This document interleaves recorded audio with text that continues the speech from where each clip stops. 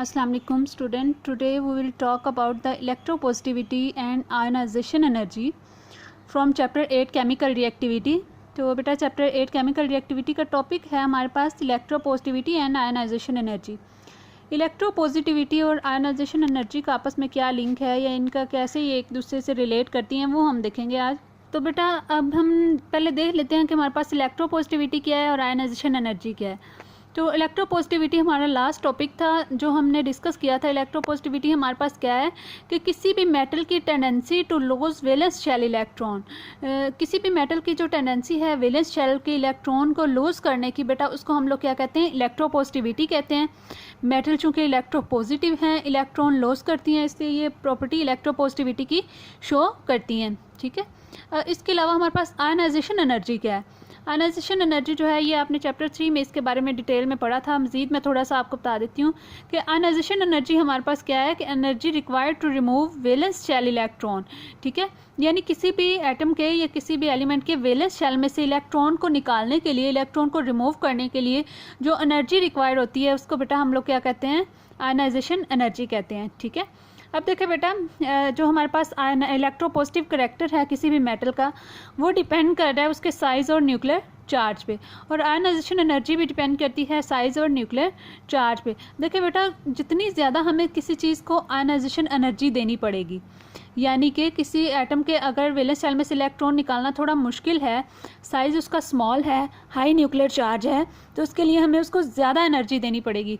और इसी तरह उसका मेटालिक करैक्टर क्या होगा, कम होगा, लेस इलेक्ट्रोपॉजिटिविटी वो शो करेगी। ठीक है, तो सिंपली हम ये कह सकते हैं कि इसका इलेक्ट्रोपॉजिटिविटी और आयनाइजेशन एनर्जी का इन्वर्स रिलेशन है, यानी कि जितनी हमारे पास आयनाइजेशन एनर्जी हमें ज़्यादा देनी पड़ेगी इलेक्ट्रॉन रिमूव करने के लिए, वो उतने ही कम इलेक्ट्रोपॉजिटिविटी शो करेगी। ठीक है, और इसी तरह अगर हमें आयनाइजेशन एनर्जी कम देनी पड़ेगी तो इट्स मीन कि वो मेटल जो है, वो एलिमेंट जो है वो ज़्यादा इलेक्ट्रोपॉजिटिविटी शो करता है। ठीक है, तो सिंपली आप अपने माइंड में इसको याद करने के लिए ये रखो कि ये हमारे पास इन्वर्स रिलेशन शो करते हैं। ज़्यादा हाई आयनाइजेशन एनर्जी तो लेस इलेक्ट्रोपॉजिटिविटी, और लेस आयनाइजेशन एनर्जी तो मोर इलेक्ट्रोपॉजिटिविटी शो करेंगे। ठीक है, इसके अलावा हमारे पास एग्जांपल्स कुछ बताई हुई हैं अल्कली मेटल की। तो अल्कली मेटल जो है इनके जो है साइज़ जितना बड़ा होगा उसका उतनी ही कम आयनाइजेशन एनर्जी होगी और हाई मेटालिक करैक्टर होगा। ठीक है, ये अल्कली मेटल और अल्कालाइन अर्थ मेटल का जो है वो थोड़ा सा कंपैरिजन बताया हुआ है कि देखिए बेटा हमारे पास जो है वो अल्कली मेटल्स जो हैं, हमारे पास ग्रुप 1A की मेटल जो हैं वो अल्कली मेटल हैं, ग्रुप 2A की मेटल जो है इनको हम अल्कलाइन अर्थ मेटल कहते हैं। तो देखिए बेटा हमारे पास यहाँ पे सोडियम का बताया हुआ है, comparison of sodium and magnesium. Sodium जो है वो ग्रुप 1A से बिलोंग करता है और मैग्नीशियम जो है ग्रुप 2A से बिलोंग करता है। तो अब अगर हम देखें तो सोडियम की इलेक्ट्रॉनिक कन्फिग्रेशन हमारे पास ये है 281, यानी कि इसका जो वैलेंस शेल है उसमें एक इलेक्ट्रॉन है। ठीक है, और हमारे पास जो अल्कलाइन अर्थ मेटल हैं उनके वैलेंस शेल में 2 इलेक्ट्रॉन है। ठीक है, इसकी हमारे पास 3s2 कन्फिग्रेशन है और इसकी हमारे पास 3s1 कन्फिग्रेशन है।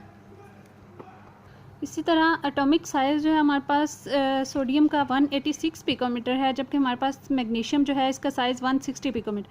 क्योंकि जब हम लेफ़्ट टू राइट जाते हैं, मैंने आपको बताया था न्यूक्लियर चार्ज ज़्यादा होने की वजह से साइज़ स्मॉल होते जाते हैं, और साइज़ जितना स्मॉल होगा उसमें से इलेक्ट्रॉन निकालना उतना मुश्किल होगा, उतनी हमें उसको ज़्यादा आयनाइजेशन एनर्जी देनी पड़ेगी।